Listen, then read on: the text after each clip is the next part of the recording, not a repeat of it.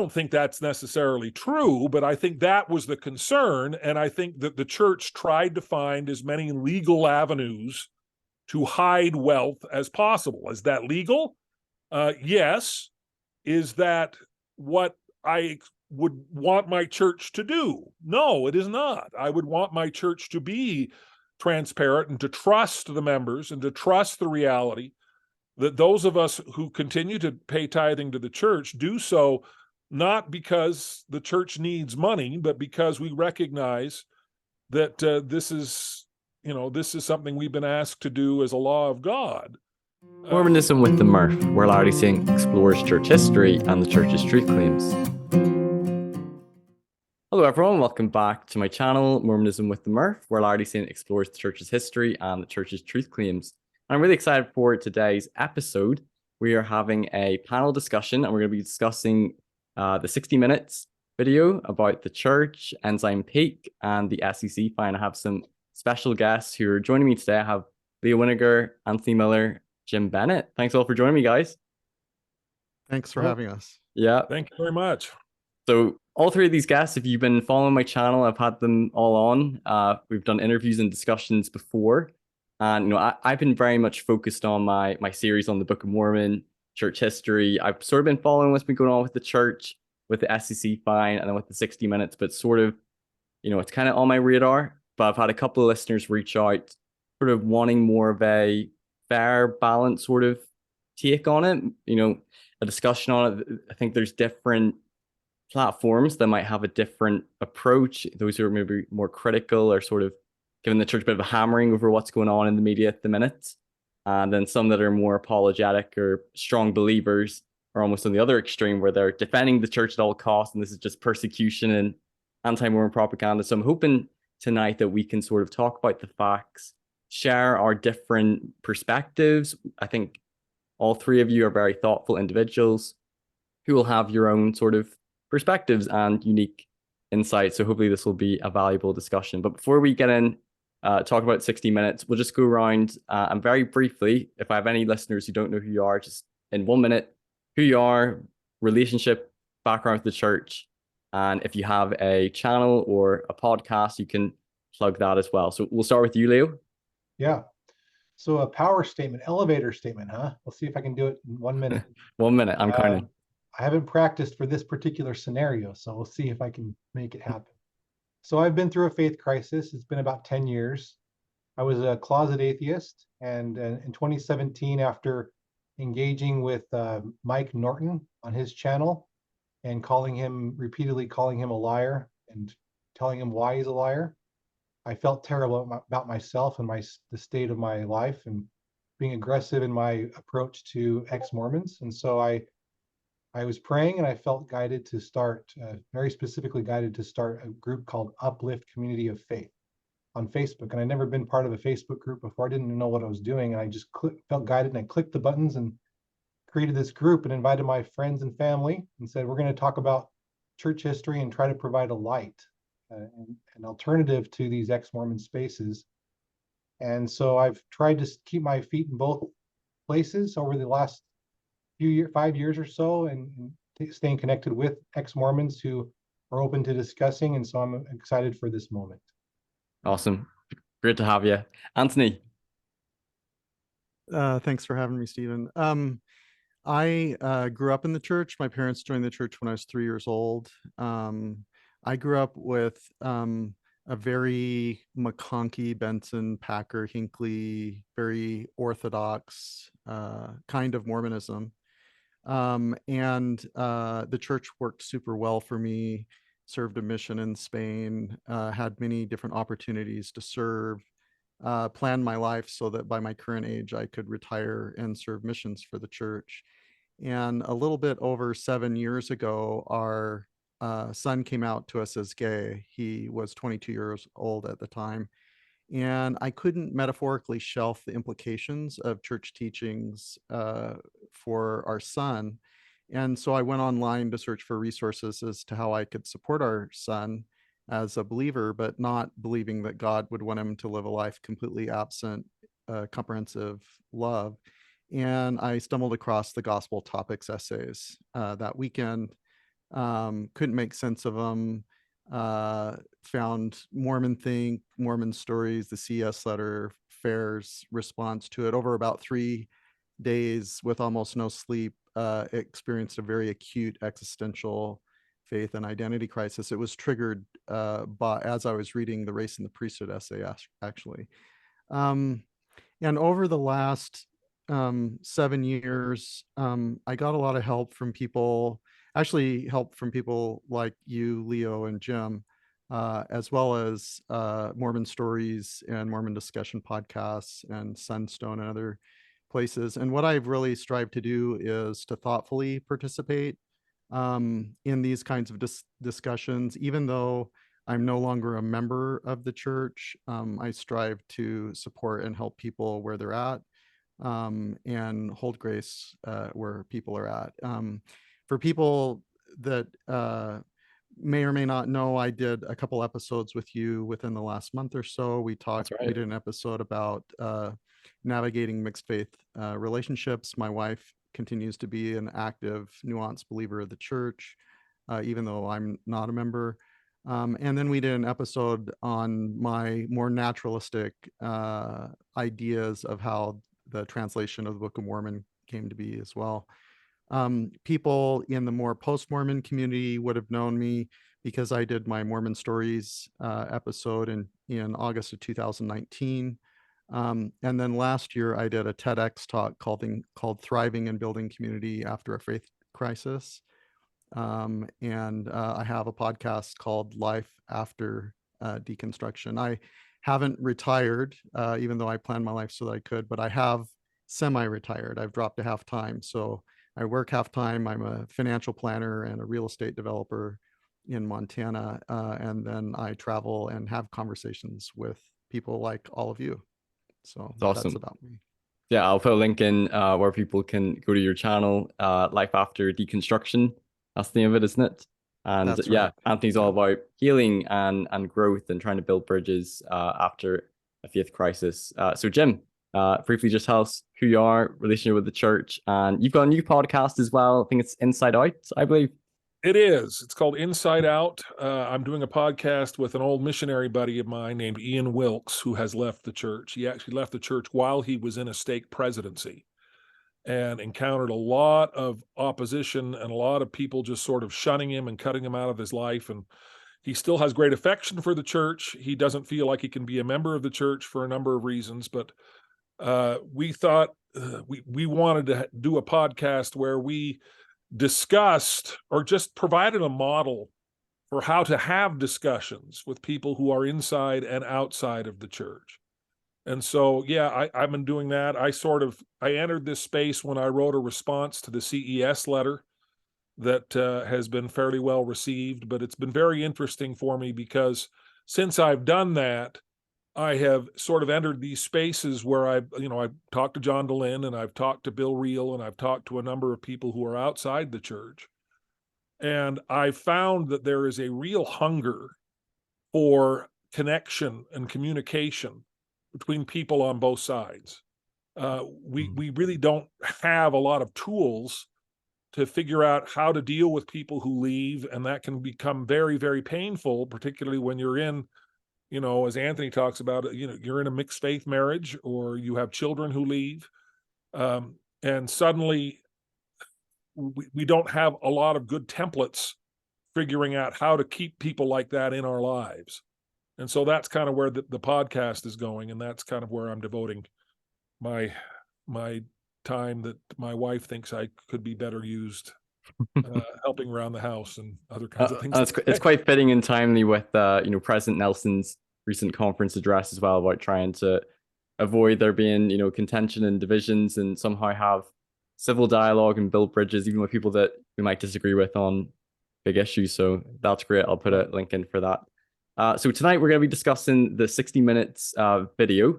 I'll put a link in the description for any listeners who haven't watched it, but in a nutshell, David Nielsen, he was a former employee for Ensign Peak. He was a portfolio manager, and he left Ensign Peak and raised a complaint to the IRS about the church having over 100 billion in Ensign Peak. in their investment firm at the church. Andy, can you explain the SEC stuff? Yeah, so this is the industry that I work in. I worked in financial services for about 32 years, and for more than 25 years, I've been registered as an investment advisor representative with the SEC. So this is kind of my wheelhouse of what I'm familiar with. So what he discovered was the things that he learned being in the industry before he went to work with Ensign Peak is that some of the protocols and the registration and other requirements weren't followed to his understanding the way that they needed to be followed.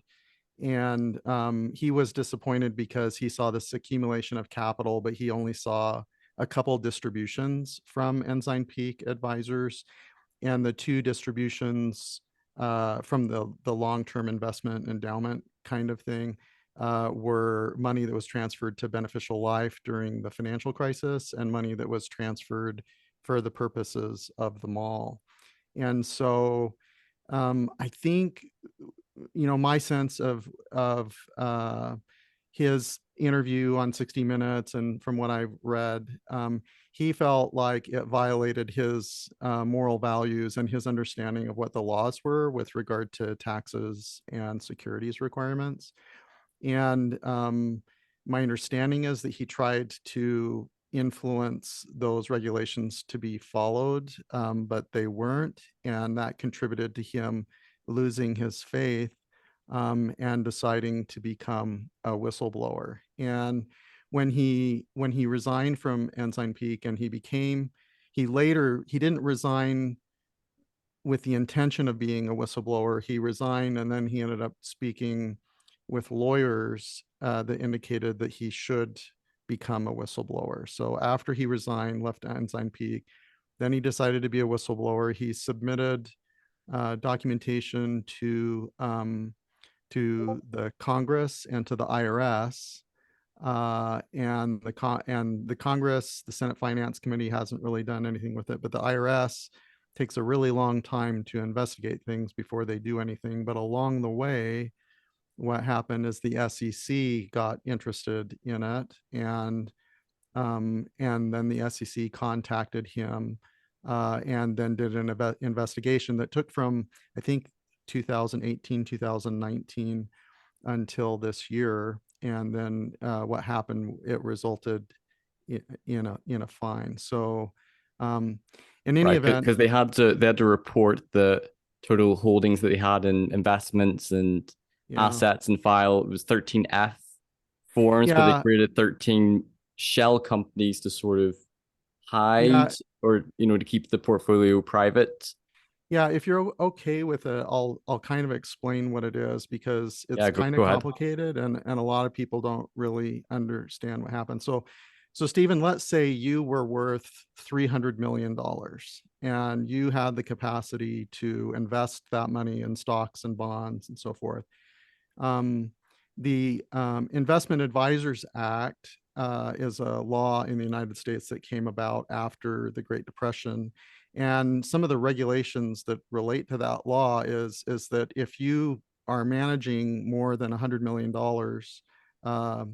you have to file disclosures with the Securities and Exchange Commission about your holdings, because it's understood that if you manage that kind of money, you could manipulate stock prices, you could end up taking over boards of directors or something like that of public companies. And because public companies are actively traded on exchanges and things like that, the public needs to be aware about what's going on. And so if you had $300 million and you were investing it and you were voting your stock, you're exercising your rights to vote for boards of directors or things in public companies based on the stocks that you own, and you were trading and things like that, you would need to file these Form 13Fs so that there's public disclosure about what you're doing as a consumer protection for other investors, for other investment advisors, and so forth. Then the person or the entity that needs to file the 13Fs is the entity that actually can exercise the voting rights and do the trades. So if you decided, I have the capacity to manage that 300 million, but I don't really want it public that I, own and manage that $300 million. What you could do is if each Jim, Leo, and I were investment advisors, you could hire us to manage Right. your assets for you. So you would still own all the assets, but under a investment management contract, you would hire me to manage 100 million of it, and Jim to manage 100 million of it, and Leo to manage 100 million of it. And so each of Like us, business delegation. well, it's contracting out. Like I have clients that hire me to manage their money, right? And so if you had money and hired me and I managed your money and it was over a certain amount, the entity that I affiliate with, or myself, if I was directly the entity that's registered with the SEC, I would have to file those forms based on managing not my own money, but managing your money. So, so in any event, if each of the three of us were investment advisors and we managed your money for you and you didn't exercise the stock rights anymore, you didn't do the stock trading, the bond trading, things like that, you wouldn't be required to file these disclosure forms because each of the three of us would be making those decisions on your behalf. Right. So what happened is years ago, I think Hinckley was president of the church at the time. The church decided to create Ensign Peak Advisors, and it funded it with, I don't know, $2 or $3 billion at the time. And from the very beginning, it had enough money that it should be filing those forms. And as Ensign Peak hired employees, the employees came in and said, hey, the law is you need to be filing this information. And for a combination of reasons that we can all speculate, the leaders of the church decided that they didn't want that information public. So, and so maybe they didn't want it public whether or not the church owned Coke stock, for example, or any combination of things. And so at one point, what happened is that this is from the SEC order. So if you assume the SEC order is accurate, this is how I'm explaining it. The church's legal department said, hey, if you want to keep it confidential, what you can do is the church can create a revocable trust, and the trust can own these different LLCs that are investment advisor type firms or investment management firms. And so the ownership of the LLCs would remain private. They wouldn't be owned by the church, they'd be owned by a trust. And then each of the LLCs could enter into investment management contracts with EPA, or in the example that we're doing, us with you, to manage your money, or for the LLCs to manage EPA's money. And the structure was sound. The structure was, if the LLCs were independent investment management companies that followed these management contracts that were entered into in between EPA and the LLCs, and the LLCs actually had staff, at their place of business, and they made independent investment decisions, and they voted the stock rights, and they did all of that, none of us would have heard about any of this because the law would have been followed. EPA wouldn't have had to file any forms, wouldn't have had to do any disclosures, because it wouldn't have managed over $100 million. All the individual LLCs would have managed it. Right. So the structure was sound. There wasn't a problem with the structure. The SEC order indicates that the church auditing department twice looked at what happened and basically expressed the structure was fine, but the SEC probably wouldn't be okay that it wasn't implemented the way the structure was designed. And so what tended to happen not what tended to happen, according to the SEC order, what happened is all these LLCs were created at addresses where no business was taking place. The LLCs really didn't have employees. They didn't actually manage any money. They each had a single phone number that went to voicemail in case a regulator called to do unannounced supervisory audit or something like that. And the phone was picked up by EPA employees. And EPA continued to manage all the money, but what they did is they had each of these separate LLCs report these forms as if the LLCs were actually managing the money. Right. But none of the LLCs ever made one stock trade, exercised one voting right. Yeah, it was Ensign Peak that was over it, that was managing the And assets. Ensign Peak also, so all of the regulatory filings of the LLCs were falsified over the years because they reported that they managed money that they didn't actually manage. EPA didn't report what it was supposed to report. And not only were the forms falsified according to the SEC order, sometimes EPA would have some of their rank and file employees sign the signature page of the form without letting them know what was on the rest of the regulatory filing, like signing a blank form essentially. And sometimes, according to the SEC order, the signatures were actually forged by EPA, electronic signatures. And in every case, all of those regulatory filings misstated the location of where those forms were signed, as if they were signed by employees of the LLCs at those different locations. So David saw this and he's like, well, that's not honest. And so he had a problem with that. And then he had a problem with EPA made only two distributions, and they were to for-profit businesses. So since this came out, since Mormon Leaks, which became the Truth and Transparency Foundation or organization, released information about some of the LLC's holdings, EPA started properly reporting that they were managing things and they didn't have the LLCs report anything. And the SEC fined the church $1 million because they explained in the order that that none of these decisions could be made without approval from the First Presidency and the presiding bishopric, and indicating that it was the First Presidency and presiding bishopric that chose to not follow the structure that the attorneys set up, and instead file as if those contracts were followed when they weren't. And then EPA was fined $4 million. And the intent of all of these rules and laws are to prevent market manipulation, which never happened. So EPA didn't use this to manipulate the price of, a public company stock that's domiciled in Utah. They didn't do that. They didn't use it to take over the board of directors, of a public company. They didn't do the things that these rules were designed to prevent. So the fine is pretty nominal when you compare it to the whole thing, but the church actually got fined, which is very unusual.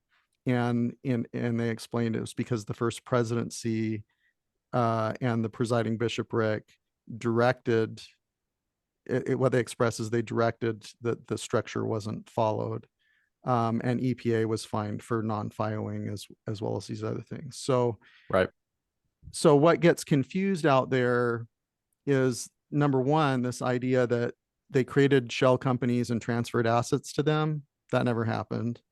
Another thing that gets confused is they created shell companies and the shell companies actually managed the assets. That never happened. What happened is what I explained, is if they had followed the structure, they wouldn't have got fined and none of us would have known anything about it.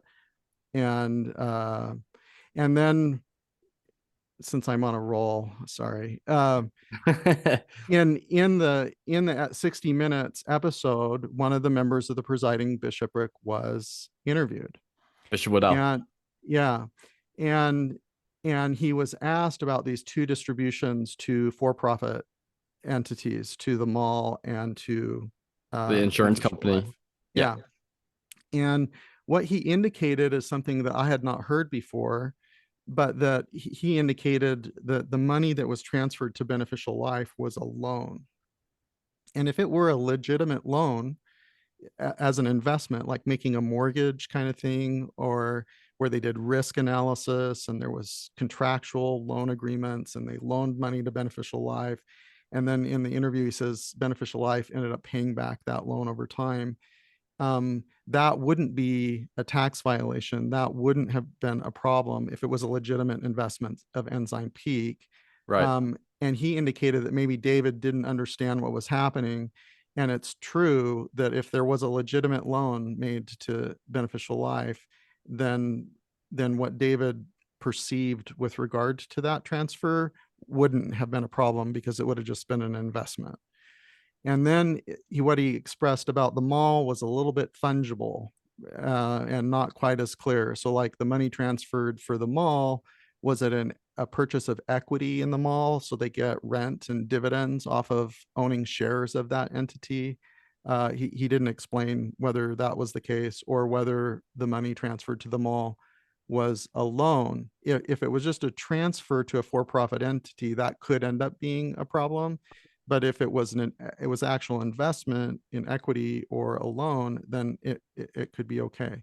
So in the whole scheme of things, that's what the 60 minutes thing was about, where for some people, they look at that. If they understand what happened, they might say, well, that kind of violates my moral values to falsify or be dishonest on forms and have employees sign blank forms or forge signatures.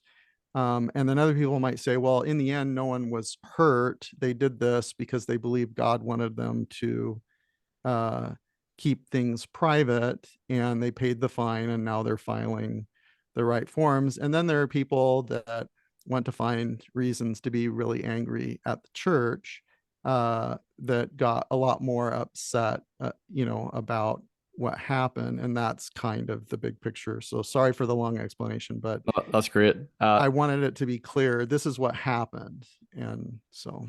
No, it's important to understand the nuances and complexity and the details of it as well. Leo, Jim, let's get you in there. What was your just general reactions to the 60 minutes, thoughts on the SEC fine? Do you feel like this is, a mistake on the church's part? Like they said that they, got this advice from their lawyers and maybe it was a mistake. Do you think they knew it was intentional, what they did, trying to keep the money, private, hidden from the members? What's your general take on it? Jim, do you want to go first, or what do you want? Either way, I think we'll both get a chance. Go ahead. Go, Leo. Okay. Well, I think so. I would just start off by asking a question: if all of us have read Quinn and have followed him before his death, and kind of some of the statements he's made. Michael Quinn. I've not read his book, but I've listened to him on a couple of podcasts talking about it. He's probably the expert on the wealth of the church. Okay. Yeah, me too. He wouldn't have been aware of this specific, but as far as the overall financial management of the church, he was aware. In 2019, he was interviewed by the Salt Lake Tribune, and he talked about, I think you mentioned the EPA was formed recently or during Hinckley. It was actually in the 70s, is what Quinn said. His research is pretty significant on this topic, and he was able to review the whistleblower's account before he died. So he was there 2019, and then he died in 2021. So I think Quinn is probably my go-to on this. I'll just say out of the gate, I wish we didn't have to go to Quinn. I'm kind of in the middle here with, I'm definitely not where I think Anthony's at, but I'm definitely where I think if the church had been more transparent over the years, we wouldn't have had to have Quinn go in and get special access to documents and provide us with as detailed as he could be with all of the income and expenditures. But I want to quote Quinn real quick, and one of his, just to kind of tell you what I feel about David's work, David Nielsen's work here. So he calls David's report, his summary report, a crucial failure and a real problem, and he details why. So he can definitely, you know, if you go through his book, Mormon Hierarchy, Wealth and Corporate Power, you'll be able to tell that the 7 billion that he estimates, David, in his report, is actually really low.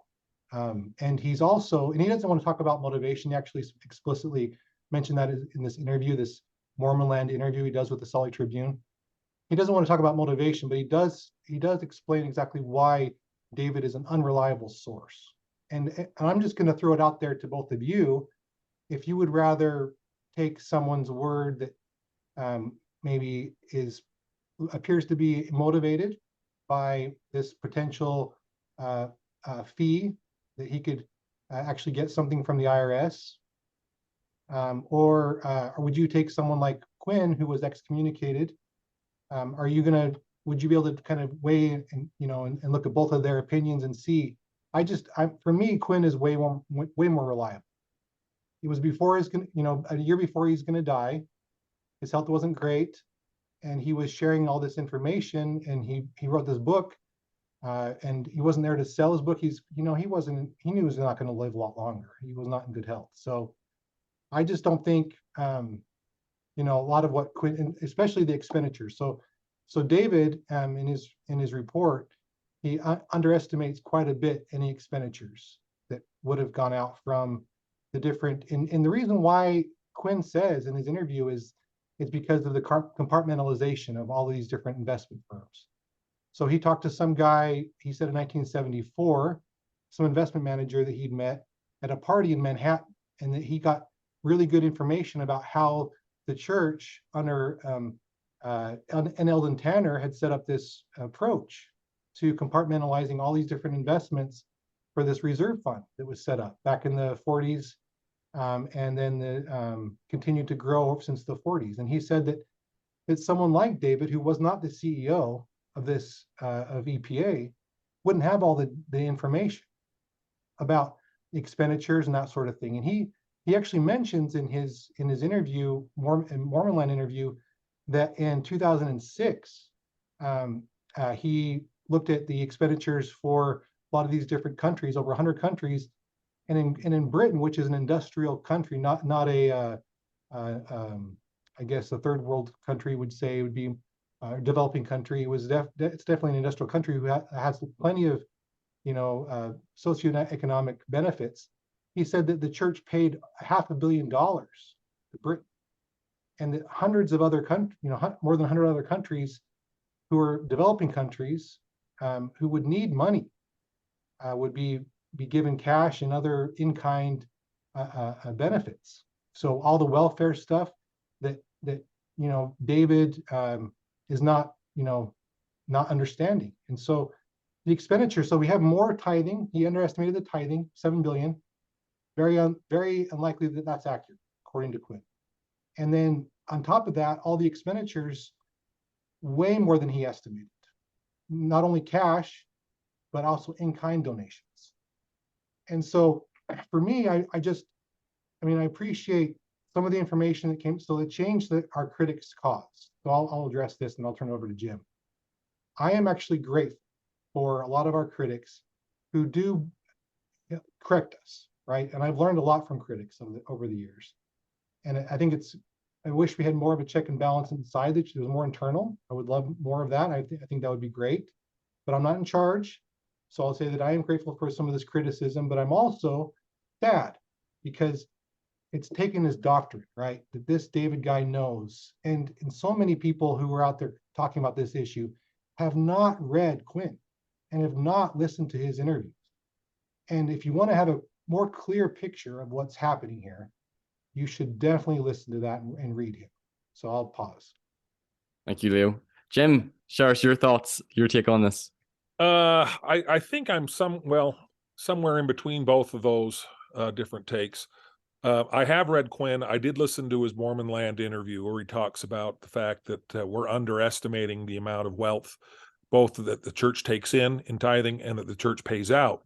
Mm-hmm. And I think that there's no question that we're underestimating the amount of wealth the church has, because Ensign Peak is not the totality of all church assets. And if you Right. include land and you include non-liquid assets, the church is, worth far, far more than the 150 billion. Sufficient resources. Yeah, I Probably mean, way more. we're the Yeah. largest landowner in Florida. We own all of this land. And I don't have a problem with any of that. I really don't. And I think so much of that these resources are being used for positive purposes. Critics get mad that they're not being used for directly charitable expenditures. They're being used, Deseret Ranch, for instance. That's my father, when he was the United States Senate, used to hold up Deseret Ranch, which is a large parcel of land, I think near Utah, near the Idaho-Wyoming border, that is a perfect example of holistic land management that he held up to the federal government as the way that federal lands ought to be managed. There are a lot of things that the church is doing, that it's doing quietly, and I think is doing well and doing for the interests of people. I don't really want to get into David Nielsen's motivations so much. That doesn't matter to me necessarily. It's very clear the church did something wrong because they were fined $5 million. Now, you can absolutely say, well, geez, that's just a nominal fee considering all the assets and everything else. But I think Anthony is correct that the fact that there is a fine at all should be troubling. And the church, it's very alarming to a lot of people, a lot of members. Alarming to a lot of people, and the church admits, their PR department, when they came out with the announcement of the fine and they said, we regret mistakes made and consider the matter closed. I thought, geez, that's just such a tone-deaf response. What happens if I go into my bishop and say, well, yes, I've been unfaithful to my wife. I regret the mistakes that were made and I consider the matter closed. Do you feel a bit like brushed under the rug? I wouldn't get anywhere. The bishop would say, really, you consider the matter closed? Well, I don't. Let's keep talking. So I don't fault people for being disturbed by the fact that the church has made mistakes here. And the mistakes were made clearly. If you read the SEC report, the church and defenders of the church are sort of trying to play this off as, oh, well, geez, this was just sort of a technical error. They filed the wrong form, et cetera, et cetera. No, there were deliberate mistakes that were made that merited the fine that the church received. And to say otherwise, I don't think does the church any favors.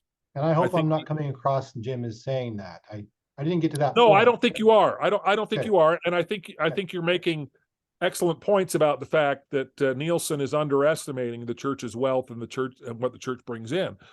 The thing, I don't even really have a problem with the actions that led to the SEC fine. I think the only way to have a healthy, sustainable faith is to be able to acknowledge and accept the fact that this church is led by fallible human beings who can make mistakes and do things wrong and get things wrong. And when that happens, that my faith doesn't shatter like glass because, oh my gosh, I didn't think that these men could have done this sort of thing. Right. I think the problem for me, and I think the problem for a lot of members of the church, is the lack of transparency. I don't think the church went into this trying to figure out how to break the law, but I think they did go into this trying to figure out how to hide their assets. The concern was, if people know how rich we are, they're going to stop paying tithing. They're going to stop donating to the church. I don't think that's necessarily true, but I think that was the concern. And I think that the church tried to find as many legal avenues to hide wealth as possible. Is that legal? Yes.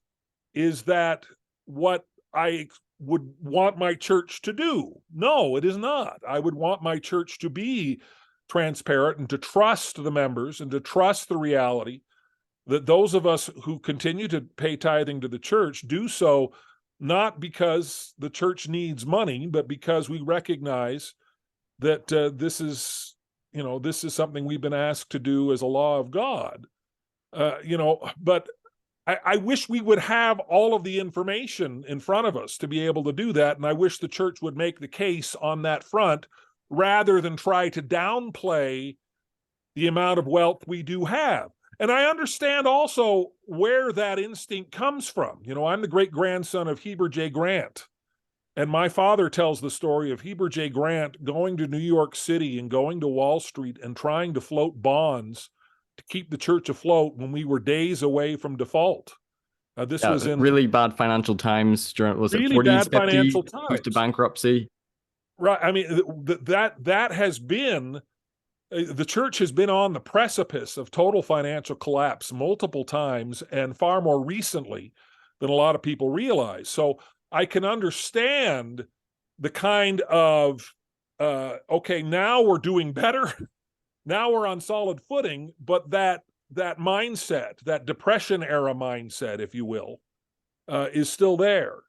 And so I understand where this is coming from. I don't think it's coming from a place of malice, but I do think the fact that we have made the deliberate decision not to be transparent, has led us down a road where we've made some mistakes that we need to correct. And I think that those mistakes would be avoidable down the road further if this were to lead, and I hope it does, and I think maybe it will lead to further transparency on the part of the church.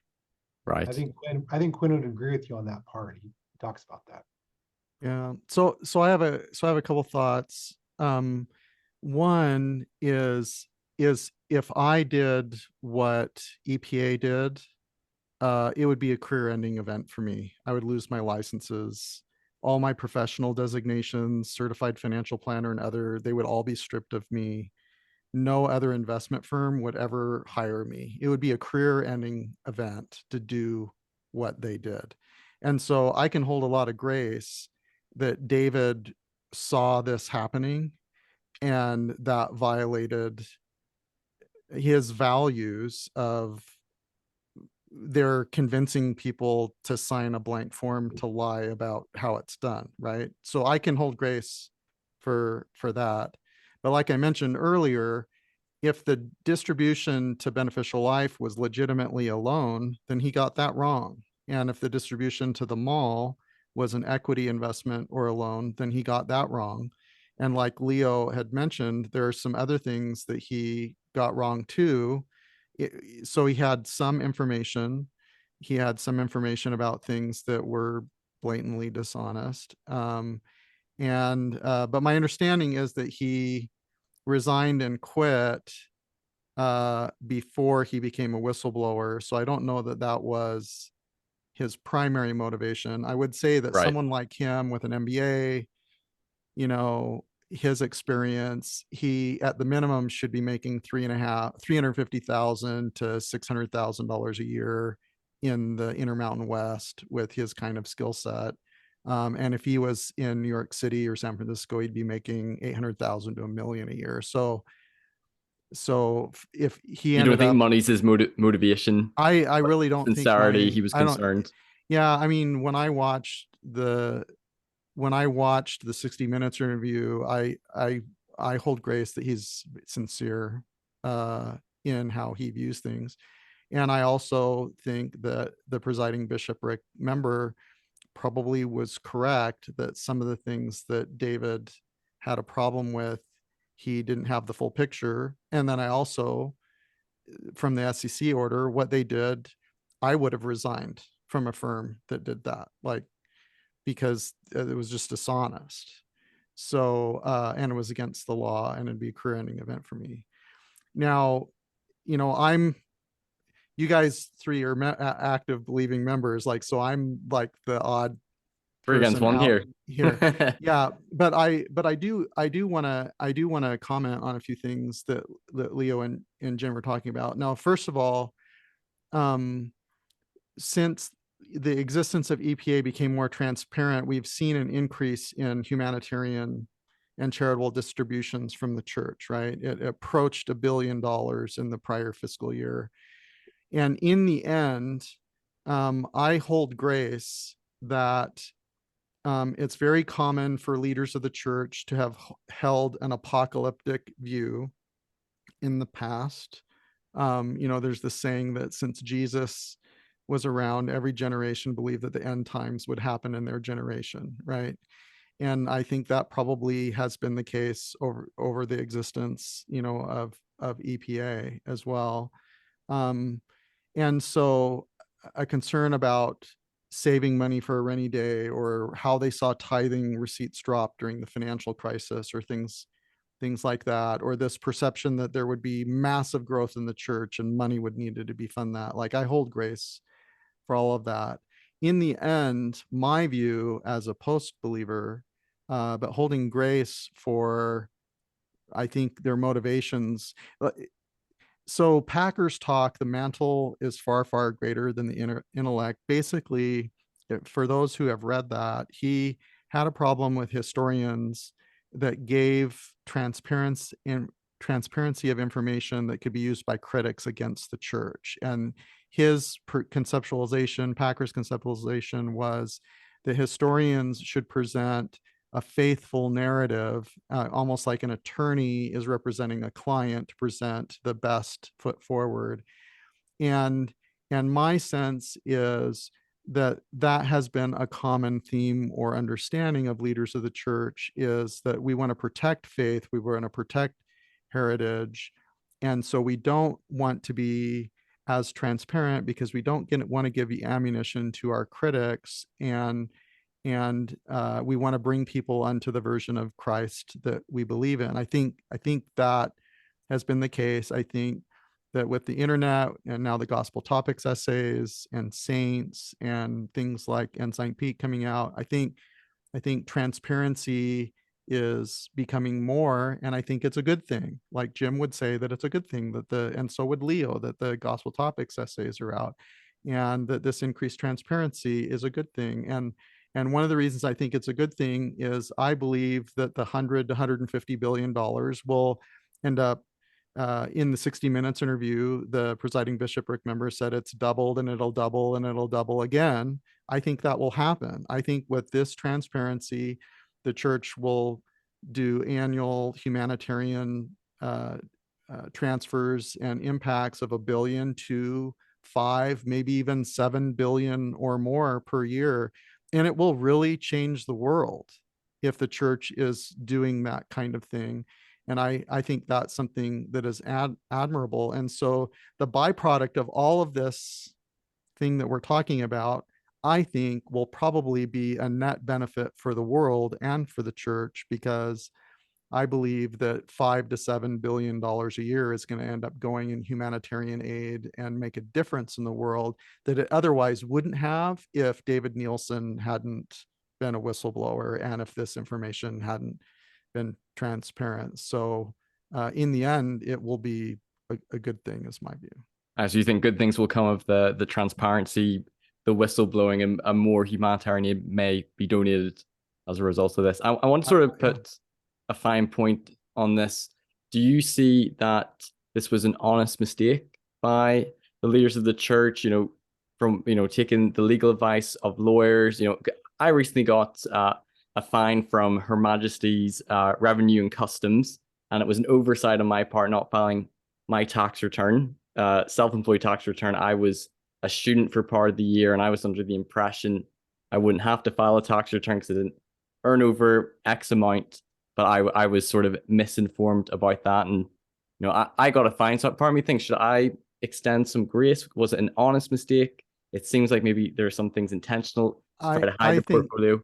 I would parallel it to the brethren choosing to let Leonard Arrington go as church historian and close the archives and transfer Arrington, Quinn, and Bushman to BYU and instead of being the church history department.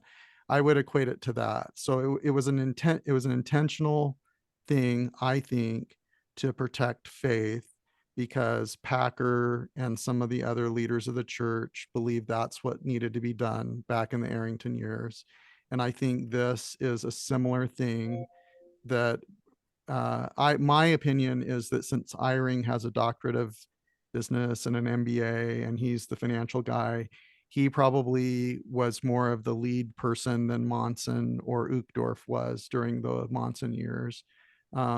So, my take is I hold grace that I think Eyring, my speculation, purely speculation, Eyring certainly knew it was wrong to falsify forms and not follow the management contracts and have the LLCs do it. But at the same time, I think he thought he was doing what God wanted him to do, just like when Leonard Arrington, Bushman, and Quinn were let go from the church history department and transferred to BYU. I think it was the wrong thing to do. But I think their motivation was to protect faith. That's my opinion about it. Any response to that, Leo or Jim? So the anytime you talk to an attorney, you should be having a conversation, right? It's you.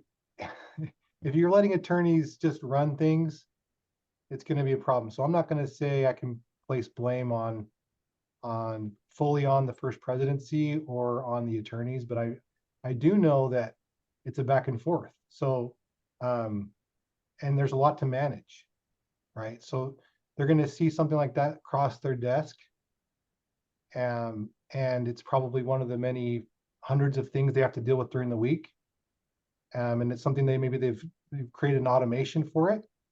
I know the brethren have a lot of automation, right? So the idea that this visual that, not that you're painting this, Anthony, but this visual that some of our critics online are painting is that someone like President Eyring is sitting there, with this in front of his face, his conscience is stirring, he's saying this is not right, and he is untrustworthy as a servant of the Lord Jesus Christ, because he sees this, is it once a day, once a week, and he sees this and he says, oh, this is wrong, right? And I'm not going to obey the law of the land. I'm going to disobey. I'm going to sin.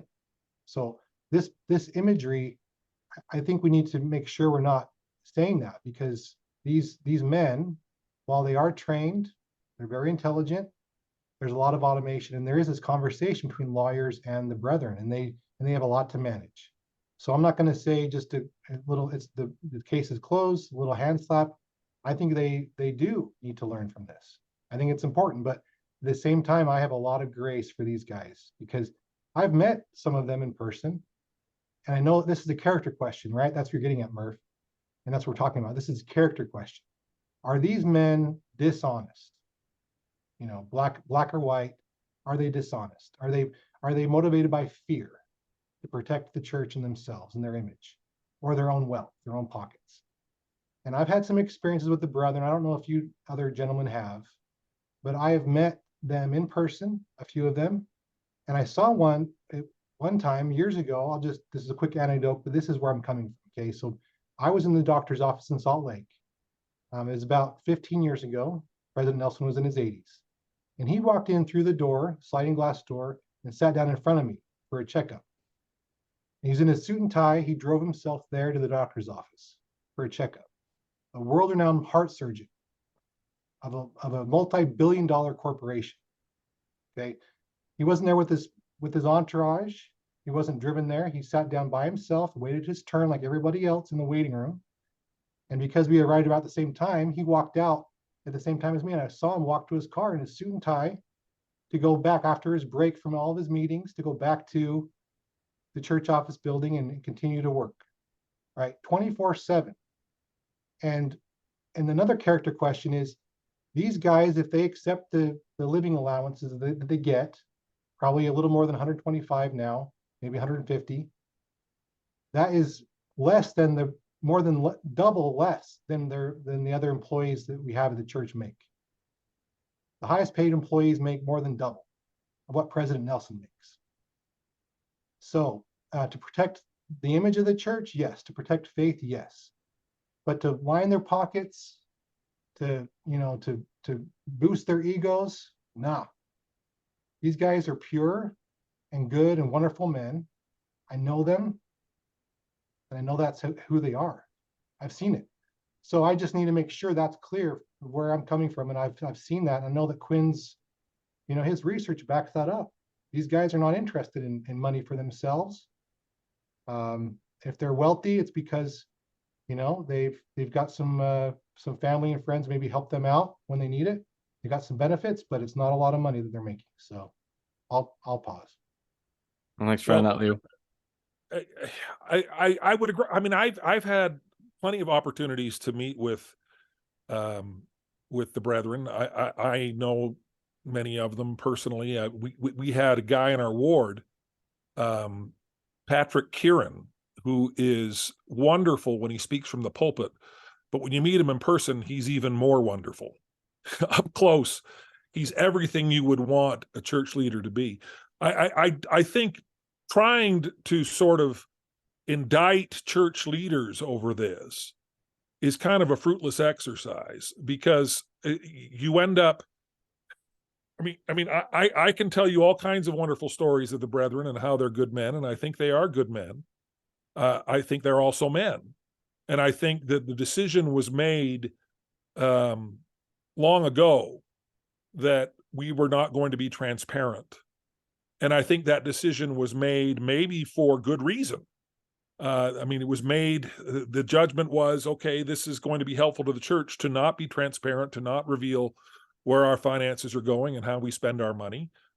And I think that that decision could have been made with the best of intentions and still ultimately have been the wrong decision. And that's kind of where I come down. I don't think that this is malicious. Anybody who thinks the brethren are lining their pockets, that's a straw man. Everybody recognizes, these are men that are working until they drop. President Nelson is coming up on his 99th birthday, and he doesn't get to retire, and he's working 24 hours a day at the age of 99. So even if they were lining their pockets, when would they have time to spend it? They don't really get the opportunity to go off on junkets and live in luxury and do all that kind of thing. But I think to a large degree, that's a straw man, because the issue is, was this the right decision? Did they do the right thing? And I think it's very possible to do the wrong thing, even if you have the right motivations. And I think that's what I once interviewed for a position with the church. I wanted to be the director of church governmental relations, and I interviewed with the then current director, a man named Bill Evans, and he didn't retire. The interviews went very well, and I kept coming back, and then he finally said, I'm not going to retire, so the position isn't open. But he talked about the fact that when the church does something in government, in governmental relations, if it's something that a lot of members don't like, they end up saying, oh, well, the first presidency didn't really have anything to do with this. Oh, this is just the church government relations department going rogue. The example he used was immigration. The church took a very sort of liberal stance on immigration that the Republican Party of Utah denounced at their state convention the following weekend after the church endorsed this Utah immigration compact. And he said, do they think we're going rogue? Do they think we do these things without the first presidency being fully aware of what we're doing? We can't do that. We don't do that. And so I think to sort of try to downplay the fact that the first presidency doesn't really bear responsibility for this, I think that doesn't pass the smell test for me. I think the first presidency knew exactly what they were doing. And I think there should be some responsibility and accountability to that, because I've seen some people almost saying that the church has their standards of honesty, and if someone else was doing this, should there be disciplinary action? Should they be held accountable to this? Do we extend grace, give them the benefit of the doubt? The day after this broke, Bill Reel took to Facebook and said, Jim Bennett, are you going to call on the first presidency to resign? And we went back and forth, and I said, no, I'm not going to call on the first presidency to resign. I mean, there are boundaries that if we're going to remain in the church, if we're going to sustain our leaders, we make a decision that there are boundaries that we can't cross and be in the church. And if I were to start calling on the first presidency to resign, they would likely make sure that I was resigned from the Tabernacle Choir, which I love and enjoy and am a proud member of, and probably my membership in the church. If I start saying, okay, the first presidency needs to resign, they're going to say, well, Jim Bennett needs to go. That ties. So if you're going to stay in the church and recognize that the Lord's hand is in this church, and you're going to sustain church leaders, that makes it very difficult to have the kind of activism that would call on a first presidency to resign or any kind of thing. And it makes it difficult to figure out, okay, well, what kind of accountability would be appropriate and what kind of vehicle is available for that accountability. So I don't have an answer for that. Anthony has said that if he were to do this, he would have lost all of his professional certifications. I don't think the first presidency have those professional certifications and may not have fully understood the extent of the legality or illegality of anything that was done. I think it comes from not an ignorance of what they were doing, but comes from a desire to not be transparent. And I don't know if they fully grasped the legality or illegality of what was happening, but I think just blaming the lawyers, we took bad advice from lawyers, that doesn't pass the smell test at all. Right. Yeah, it's kind of in between here, I think. Yeah. Yeah, we've kind of touched on a few questions I've had. So one, and this was sort of discussed in the video, is, the purpose of the Ensign Peak Fund, because as you rightly said, Jim, the profits aren't getting rich from this. They're not going and partying in Vegas with the money, you silly members. And I know whenever I first left the church, and that was before I even knew about the 100 billion, but I just saw the church as this multi-billion corporation and saw just almost sinister motives. But even as David Nielsen said, the money goes in and then they invest, multiply it, and except for City Creek Mall and the insurance company, it's not coming out. So it's like, who's benefiting from it? Any thoughts on that? I mean, I have a. What's the purpose? My speculation is to hold grace that it just got ahead of them. That I wouldn't be, again, this is totally speculation. I don't have evidence to support this, but that they felt like they had a surplus, they should manage it prudently, and until there was a revelation that told them what to do with the money, they continued to invest it and try to manage it prudently while protecting faith and heritage. And it got ahead of them, because if it averages a 7% return, it's going to double every 10 years. And then when you're adding $1 to $3 billion a year, or whatever the number is, in net operating flows to it, it's going to become a very, very big number. And so, if I was sitting in I served on the High Council for a while, and so if I was sitting on a High Council that included the 12, I would say, at some point, maybe a revelation isn't going to come that tell us specifically what to do with this money. We should follow the scripture that says we should be anxiously engaged in a good cause and be agents unto ourselves. And we have these resources. Now we have more resources than what would be needed if we never had people pay tithing to the church again. So, we can pray for guidance, but if we're not getting if we don't sense a specific revelation of what to do with it, then we need to be anxiously engaged in doing things with this that make a difference in the world. And again, this is just totally my opinion, but I think it just got ahead of them, and they didn't know what to do with it. And would you think, Anthony, sorry, Jim, would you think as well, Anthony, because I know you said to me you like to extend grace to the church leaders, and I think similar to me, you would believe that they're sincere, and they talk about that it's sort of like a rainy day fund or preparation for perhaps future economic disasters or downturns that may come, so they can continue the church's operations. Do you see as that's sort of what they're doing, putting that away, in case future disasters may come?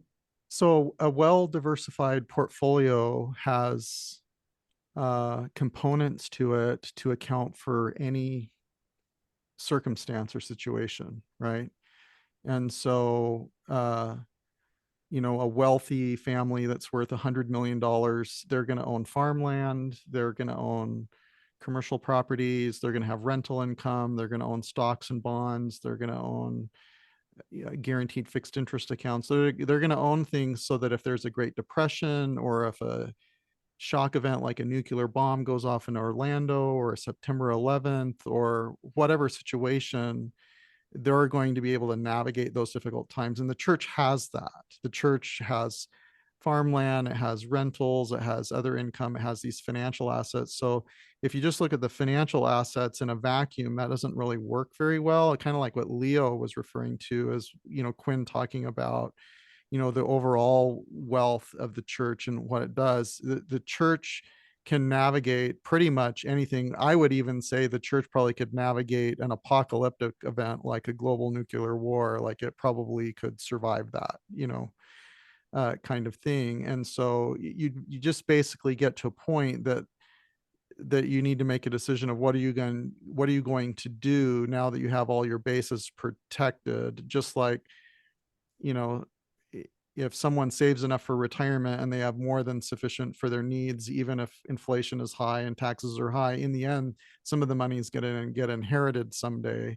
The money is going to have a purpose for beyond the person's life. And so they're going to do estate planning, and they're going to talk about what they want to have happen to their wealth and their resources for future generations. And the focus shifts. And you know, I think I don't have a problem with the church being wealthy.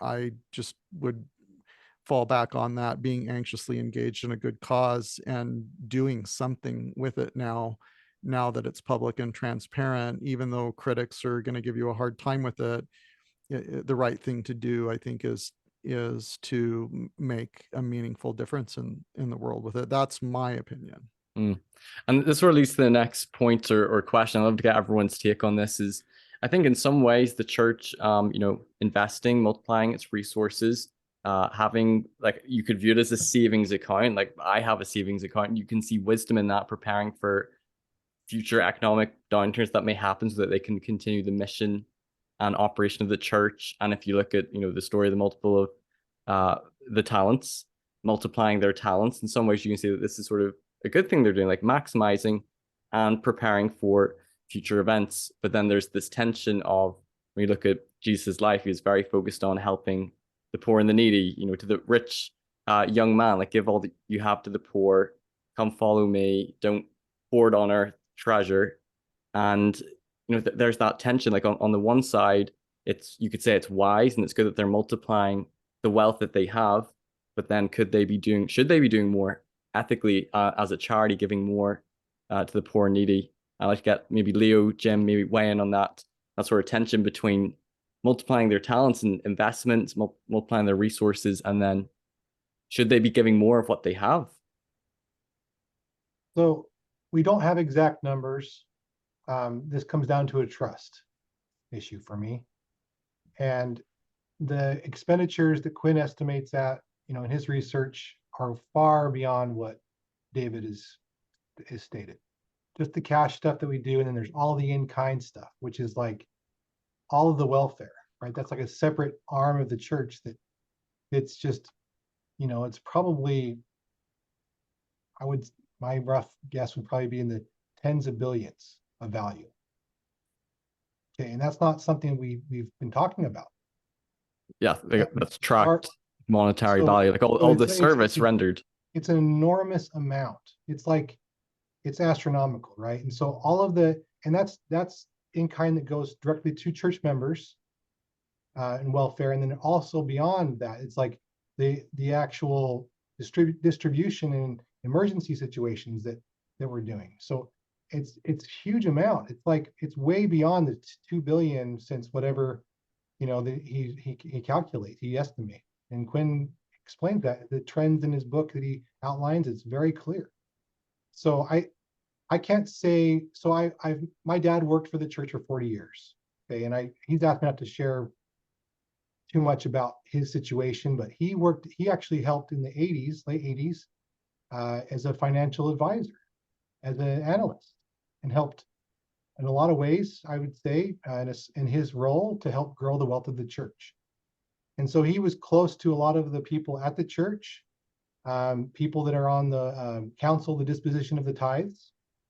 And we talked about this. When I was troubled during my faith crisis, I asked him, I was like, hey, tell me a little bit about when I was reconstructing, like, tell me a little bit about this council, what goes on there. And I could feel the Holy Ghost, you guys, testify strongly. And I feel it now, that these are consecrated, amazing souls, beautiful souls who are selfless, okay? And they're doing everything they can to partner with charities to bless as many people as they can with the money that they have. And it's not easy to spend money when you're in these big philanthropic efforts. It's very difficult to do. And so, but they are working very hard to do it. So I trust them. I trust my father. He knows, he was there for 40 years. And he knows these people. And he knows that they're good souls.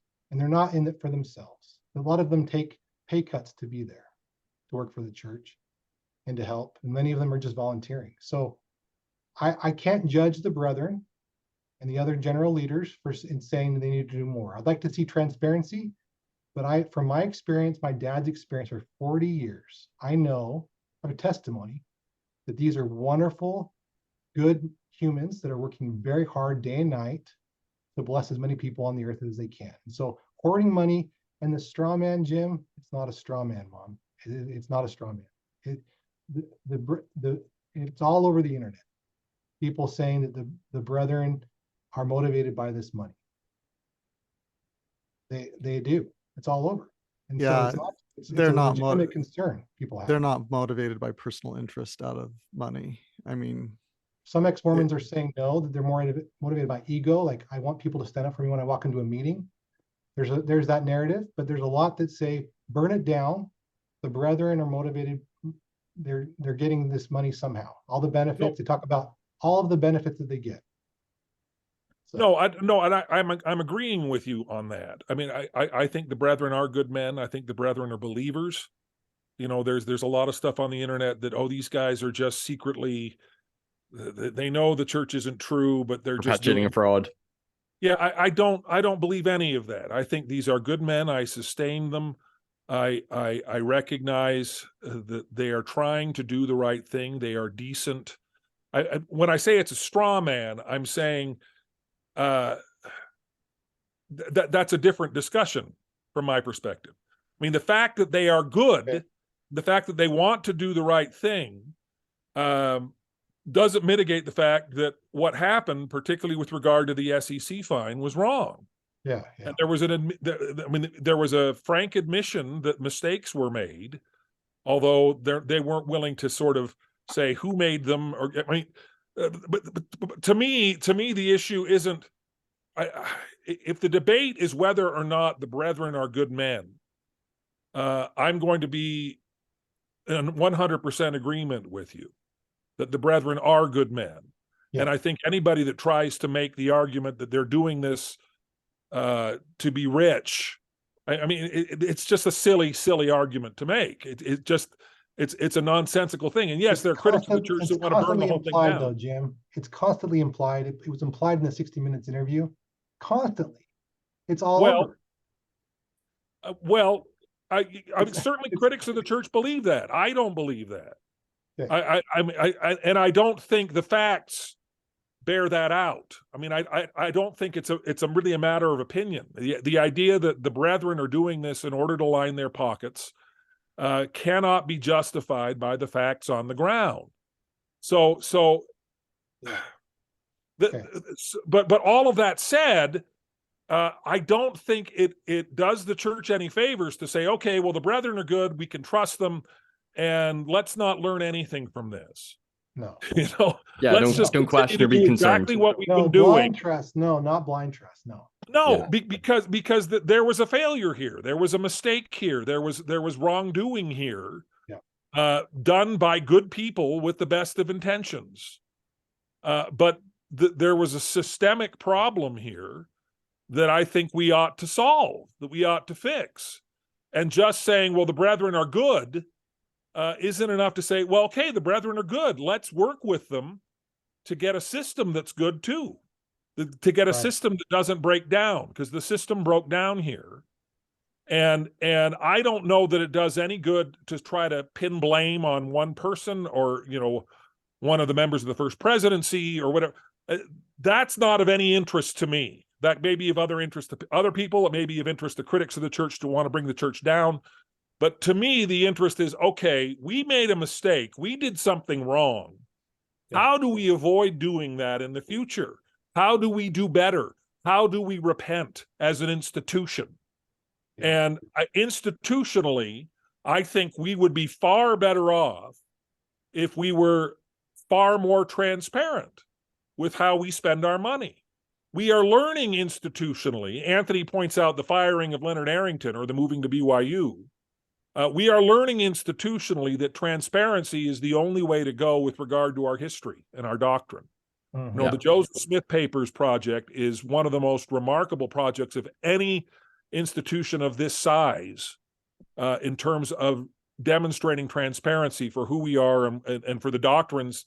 We're doing that a lot more quietly than I would like.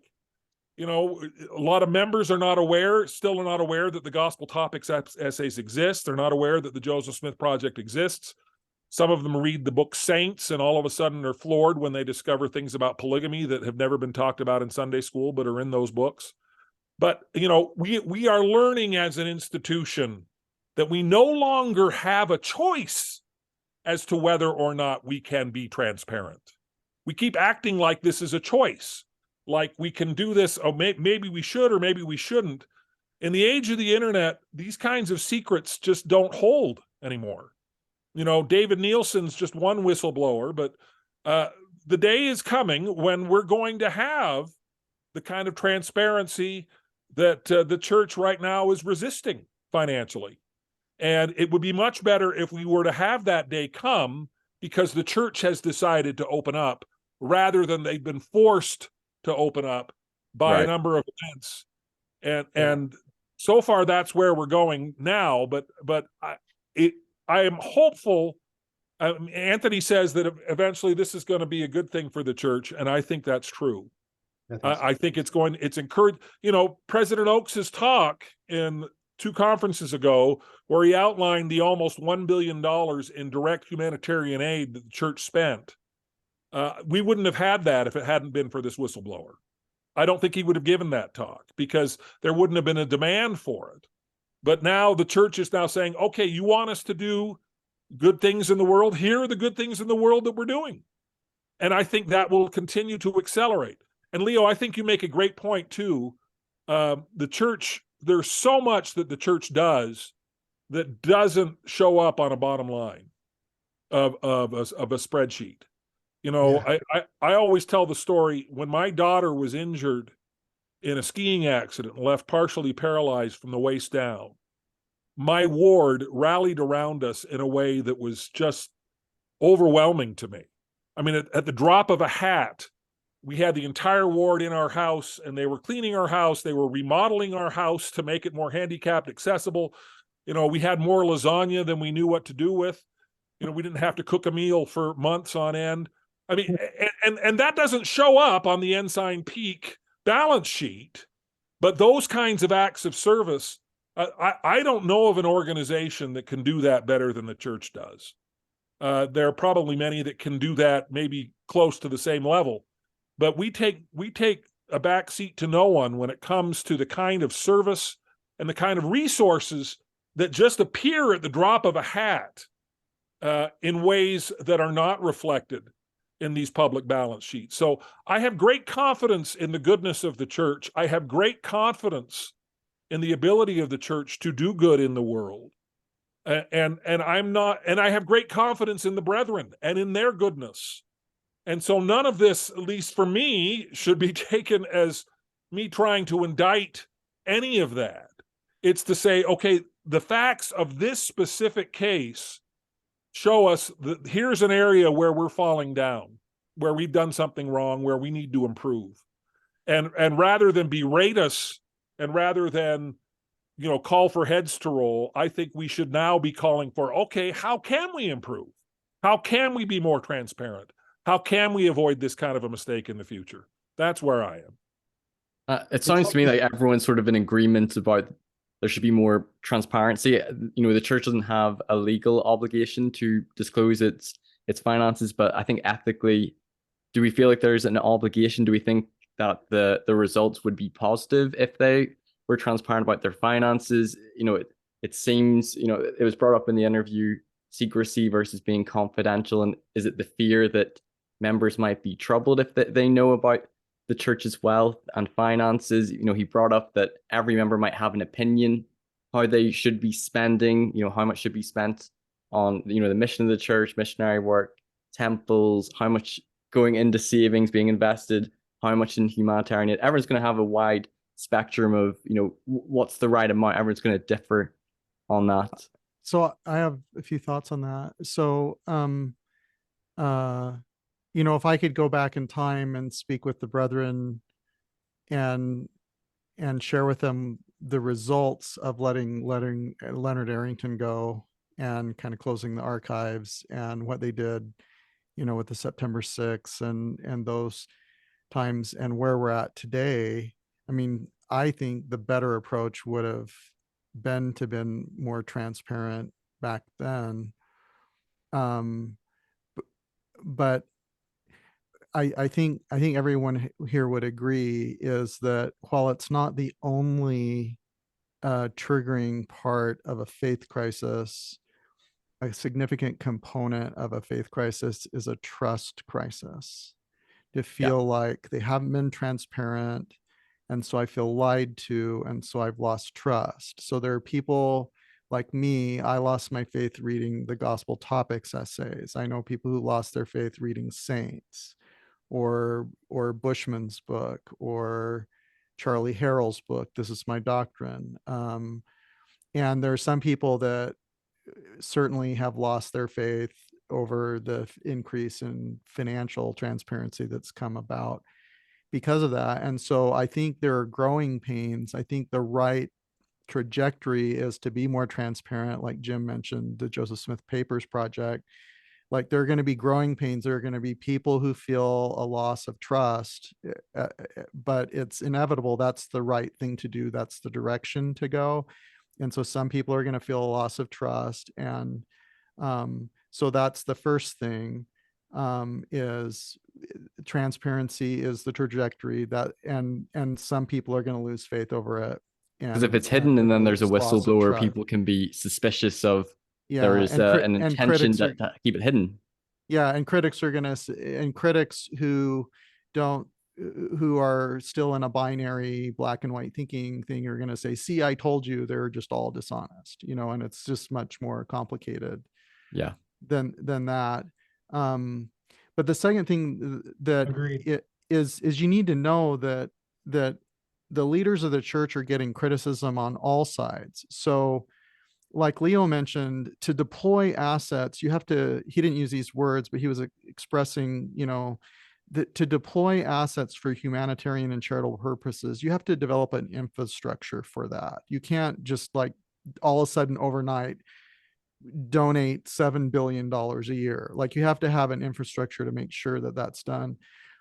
Right. And the church has donated money to like vaccines, and the church has given money to UN organizations, and the church has given money to Catholic charitable organizations.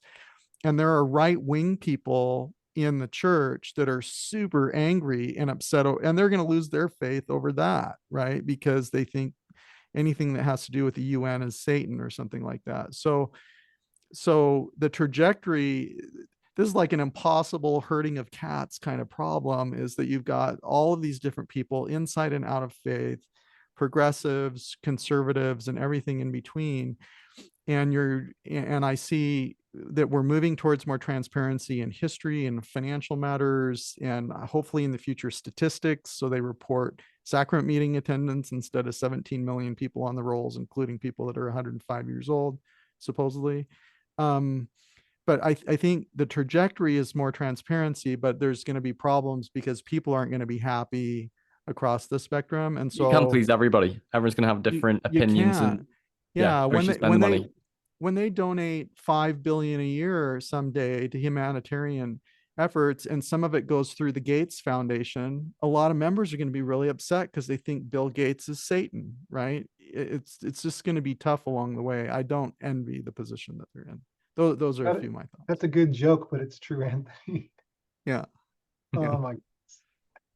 And another question is, there's some people who are saying, because to members of the church who believe, in tithing, that tithing, it's a law of God, it's a commandment, it's a spiritual sacrifice or offering. So it's not that we're paying it to the church, it's a sacrifice to God, and then it goes to the church. But some people, maybe even some progressives, are saying, the church doesn't need your money, and you could pay your tithing to a charity instead, as opposed to this multi-billion corporation, which isn't doing as much with the 100+ billion it has in Ensign Peak. Like, Leo, Jim, I'd be curious, like, what would be your response to someone like that? I guess I'll go again since I was named first. So yeah, the all things are spiritual, right? That comes from Joseph Smith. All these laws are spiritual, not temporal. So if someone wants to think a lot about the money itself, it's like, it's not really the money. It really is just, I'm giving this to God. And I guess where you actually direct your money, a lot of us do donate to other charities on top of what we provide to the church. But I think a lot of people who are critical of this, giving money to the church, and would say, give it to a different charity that's more transparent or whatever else. It comes down to the mission. What do you believe? And Quinn talks about this too. He said a lot of non-Mormons donate to the church. Wealthy non-Mormons give a lot of money because they believe in our mission as far as, blessing the poor and the needy. And they see our efficiency, and they see all. So like, even if you were to say, stop paying tithing, you don't have to pay tithing, we probably still get a lot of money from a lot of these billionaires and other people who are donating that aren't even members of the church, because they see part of our mission is being so successful around the world. So I think it's an individual question, right? So I've got some people that I know that in good conscience can't pay tithing to this church because they don't believe as much in the mission anymore, right? They're PMOs, they're physically and mentally out. They maybe go to church, but they can't in good conscience pay tithing because they don't believe in our mission. The mission of, especially, redeeming the dead and not all those other things we do. Building temples, missionary work. Temples, all that stuff is hogwash to these people, and so they would rather pay their money to something that's more tangible. But if we get a testimony of tithing being a spiritual thing, where I've heard it said, if they took my money and burned it in the back room, I'd still pay it because it's my offering to God. It's a sacrifice to God, and I'm not there. I think I want my money to do some good. It's a feel good thing. It's kind of a reciprocal, back and forth relationship with the church. I want them to be good stewards of the money. Yeah, you won't be having their partying in Vegas with your tithing money. Yeah, I mean, if they were buying, doing terrible things with the money, that would hurt my heart, right? Because I do care and want to make my money to be of value. But I'm also seeing the argument of like, yeah, I mean, if the church, misappropriates my little bit of money that I donate, it's already done. I've already given it to God. And this is the institution that I've chosen primarily to give my charitable donations. So, yeah. Any thoughts on that, Jim? All right. Well, sure. No, I agree with most of that. I think it's important to note too that tithing, I see tithing as between me and the Lord, and the other thing is that the church, when you go in and declare your tithing, now they call it tithing declaration. It used to be tithing settlement. But when you go in to declare your tithing, the church takes your word for it. There are no tithing audits.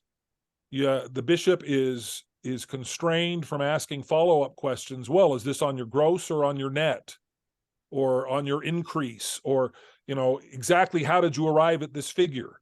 I mean, those are not questions the church asks. And so if you walk in to your tithing declaration and you've paid no tithing, and the bishop asks, are you a full tithe payer? And you say yes, the church takes your word for it. And so I see great value in that the responsibility is mine to determine what's an appropriate tithe, what that means. I've talked to people about gross versus net, and I remember talking to a guy in a stake presidency who paid his net, and I was like, wow, you're in a stake presidency and you pay net and you don't pay gross. And those kinds of things really were of interest to me at one point. They really aren't anymore, because I see tithing as Leo talks about it, it's a spiritual law. It's something I do for myself, and as such, I am accountable to the Lord for how I'm going to spend that tithing. I am accountable to the Lord. I am not accountable to anybody. I'm not accountable to the church. The church is not going to come after me to collect back tithing if I don't pay, So I mean, framing it that way, again, though, to some degree, that's a separate issue. I don't think people would stop paying tithing. Getting back to the issue of like, well, geez, we don't want to say this because members are going to have an opinion as to how that money's going to be spent. That acts like members don't already have an opinion as to how that money is going to be spent. I keep coming back to this idea of we just don't have a choice. Yes, if we're more transparent, there are going to be people who find out things that the church is doing that are going to bother them, and they're going to leave. That's going to happen. That has happened with the Gospel Topics essays. That has happened with saints. That has happened with transparency in history and doctrine. It will happen with greater transparency in finances. We don't have a choice. I mean, that's going to happen one way or the other anyway.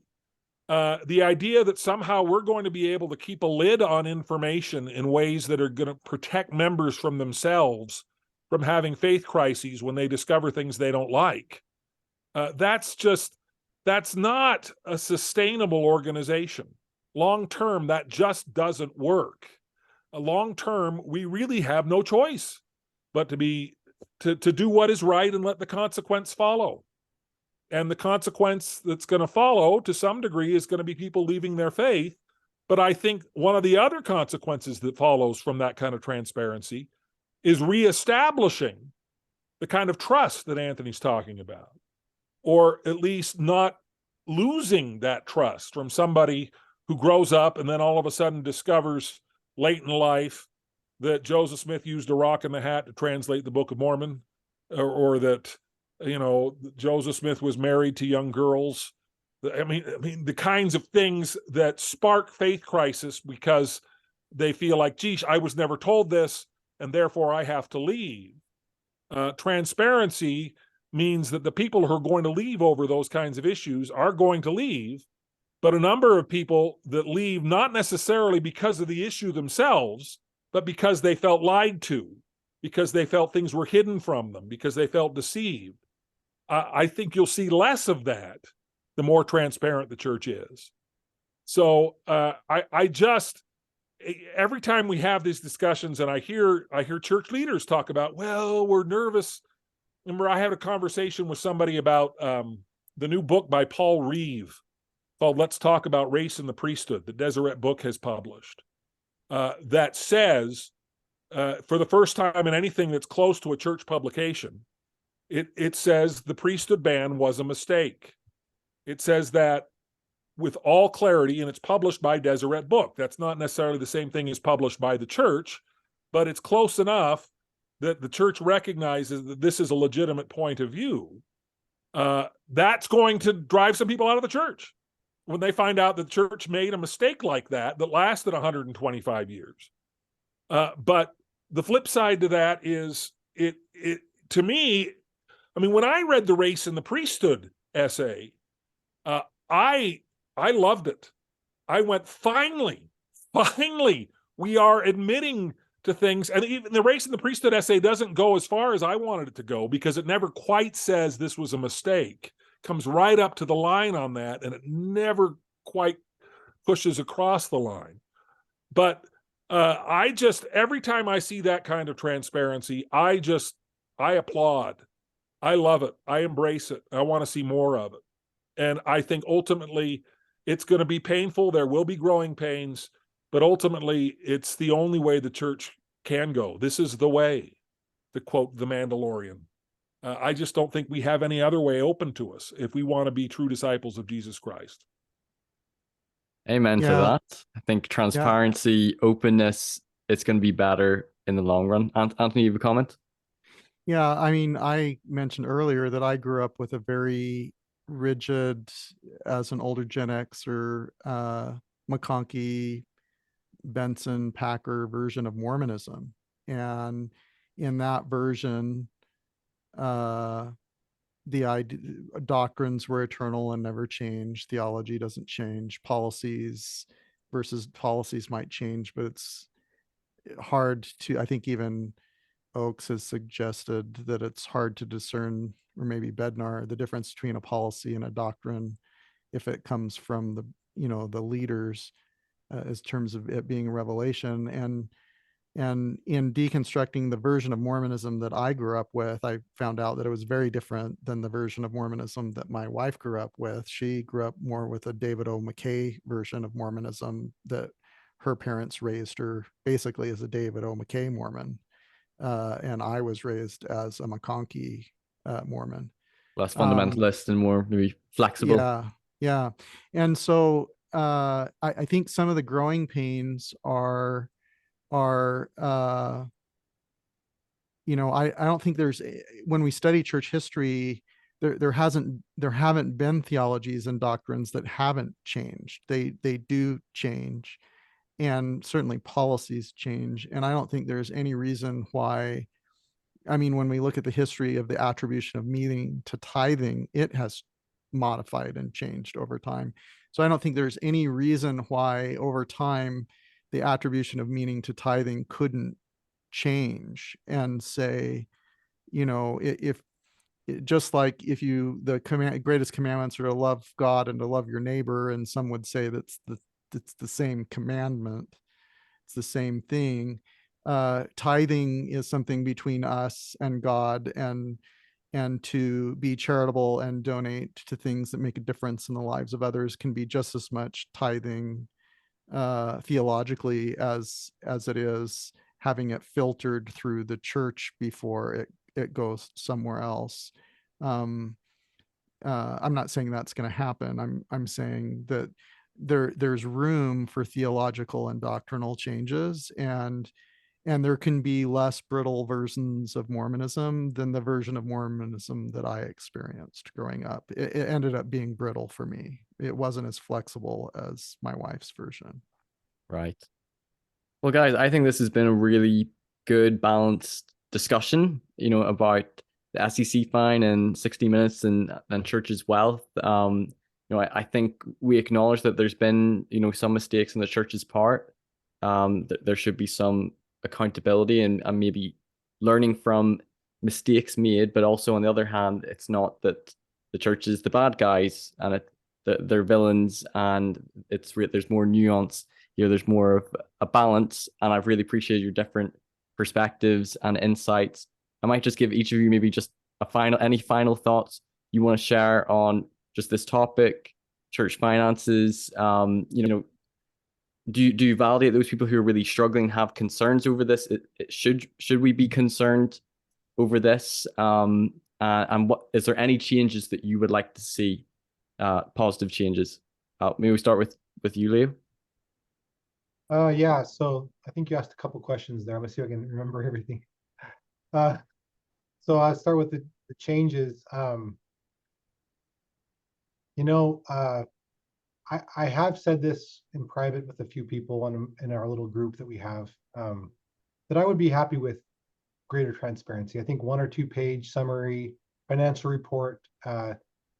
The church provides, basic income, basic expenditures, without all the details. And then, like we've been quietly serving in a lot of ways over the years. We haven't been, our light has not been shining as much as we probably should let it shine, but I think that's probably scriptural. There's a good theological precedent for being, quietly serving and being anonymous. Not doing your alms before men, so to speak. Yes. So so that approach, I think, would be healthy. I'm also from I resonate with Anthony a lot with what you said today. My love for you, brother, is runs deeper than you probably realize, because Thank you. I was raised in that same kind of situation. Like I was McConkey, very black and white, and so it hit deep. So it is an adjustment, and for, I guess, my message for people, any words of peace I can share is that it's painful to adjust in our paradigm and how we see church leaders and all that. And I think most of your audience, Murph, is already pretty good with this, but there is peace as you adjust your worldview a little bit and see these good men and women is not perfect and is being able to make actual real mistakes in live. You know, we just saw one. So luckily it wasn't federal tax law. It's not, they're not going to go to jail. It's a securities law, so it's definitely a minor, I would say, issue compared to what they could have been doing. And so they haven't been, stealing money. They haven't, we're audited all the time. At the local level, it's very, very clean what we do for the most part. And in this case, we were bending too far and we got in trouble. And so it happens, and I would just recommend people to try to adjust and see this is something that we're growing from, and it's going to end up being a good thing and in the long run. And I don't think the church will burn, as many of our critics ask for. I think we are learning from the criticisms and getting better, and our direction is great. I rejoice in our direction as a restored church, more light and truth coming, and I'm excited for the future. So I don't know if that answers everything you're hoping for, but I've spoken. That's perfect, Leo. I'll pause. Matt. Anthony, any final thoughts on this topic? Any changes you'd like to see? Yeah, I mean, the real changes that I would like to see would come about, I think, more structurally if the Quorum of the 15 had emeritus status by age or years of service, and end the policy of advancing the member with most seniority to president.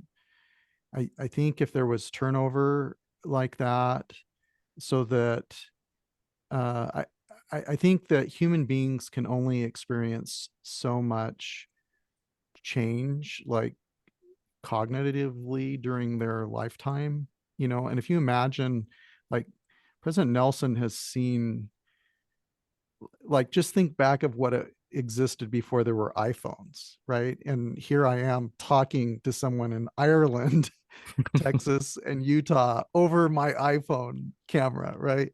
It's crazy.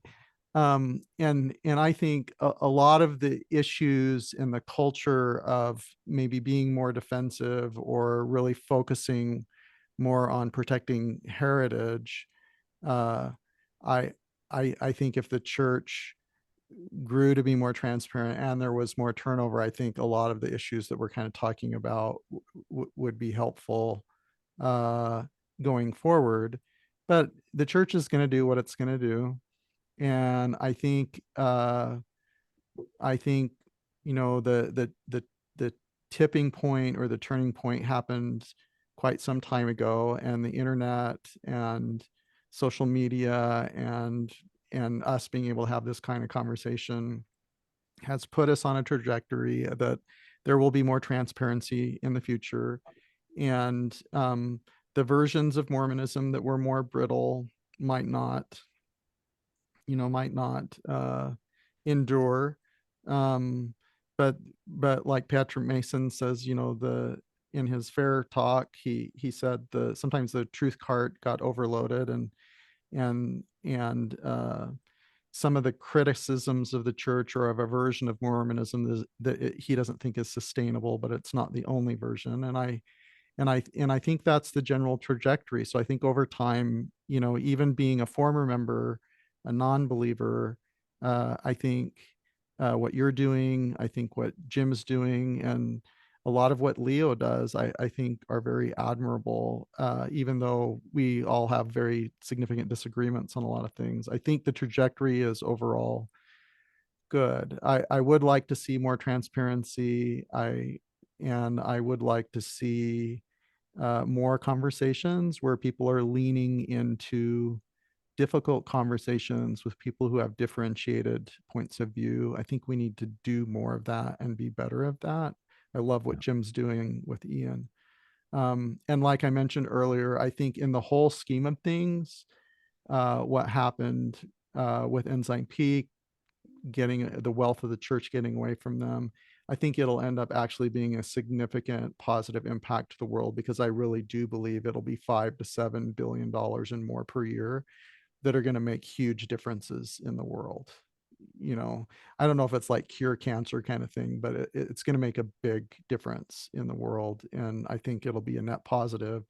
I think the beauty and the divinity that exists in the church, this is my opinion, exists in the people. You know, the kinds of service that Jim talked about with his daughter's accident. And I don't have a problem using the word God, even though I attribute a different meaning to God than you all do. That I see God in that, right? And so to say that I think in the future that this difficult growing pain brought forced transparency almost is going to make a positive difference in the world. I think that I'll see God in it, you know, with the meaning that I attribute to God. I love it. Jim, any just final thoughts on church's finances, Sure. those people who might be concerned, and any changes that you think you would like to see? I don't know if you already touched on this so far. Sure. Well, quickly want to say, it's funny when you're comparing a David O. McKay Mormon to a Bruce R. McConkie Mormon. My middle name is McKay. David O. I know McKay that. is my great-grandfather. But my mission president was Joseph Fielding McConkie, Bruce R.'s son. Yeah. And I got to learn at the feet of a McConkie who was very McConkie, and was also just a delightful human being. I really adored him. And I learned quite a bit from him, even though as time has gone on, there are a few things that I've never really, what I'm saying is I've never really felt that kind of tension between the two. I was raised in obviously a McKay household, but there were McConkie elements to it as well. But that You've got some McConkie critics today, though. So yeah. It's out there. Oh, I know it's out there. Yes. I have many people. There's one account on Twitter that devotes her entire life to posting things that I post, and just, anyway, life goes on. But I just stay away from Twitter. It's just a polarizing Twitter is place. a cesspool. Crazy. Reddit as well. Reddit's a bit, it's the unanimity. Everyone's just anonymous there. Yeah. But it's the members of the church on Twitter, though, that are really a problem. Anyway, that's a whole other thing. What do I want to see happen? I mean, I want to see more transparency happen. And I think we will. I think Anthony's right. We're going to see more money being spent on humanitarian causes. And I will welcome that, whether or not if it happened, if it would have happened, whether or not this event happened, it doesn't matter to me. The fact that something good is going to happen going forward. And like Leo, I'm very optimistic about the future of the church. I wouldn't be in this church if I weren't optimistic about its future. I am not discouraged by missteps that we've made along the way. We've made far worse missteps in the past, in our history. That's what humanity is. That's what mortality is. That's why we came to this earth. We came here to make mistakes and to learn from them. It's why we need a savior. So I don't fault the church for being an organization led by human beings that make mistakes and do things wrong, because that's why we are here. That's the point. And I still see the hand of God in this church. I am confident that the future is bright, and hopefully this can be a catalyst for continued growth, not just membership growth, but spiritual growth, of the church and of its leaders, and to understand that transparency really is the only option we have going forward. And I think we're going to get there. I don't know if we're going to get there as quickly as we would if I was king for a day. But maybe the Vote for Lord, Jim. well, maybe the Lord knows what he's doing in terms of how we get there and the timing for how we get there. So that's where I am. I love it. Well, guys, this has been just a great discussion. I think it's been really fair and balanced. And I knew I couldn't have done justice to this topic, which is why I thought it'd be fun to have a panel discussion and you three thoughtful individuals with your insights, your different perspectives. And while we may not all come to the same conclusion, that we're able to discuss our similarities and our differences. And I think this was a really productive conversation. And hopefully we can maybe do it again next time there's a big news story about the church. This could be fun to maybe do again. But I've really appreciated this. And I hope listeners who are watching have appreciated this. If you think there's somebody who might benefit from this, share it with them. Comment underneath your thoughts on this. And don't forget to subscribe so you don't miss any future content. I'll see you next time. Mormonism with the Murph. Take care. Thanks, guys. Thank you. Thanks. Thanks everyone for watching this episode. If you've enjoyed it, please give it a like, share it with others who might benefit, and don't forget to subscribe so you don't miss any future content.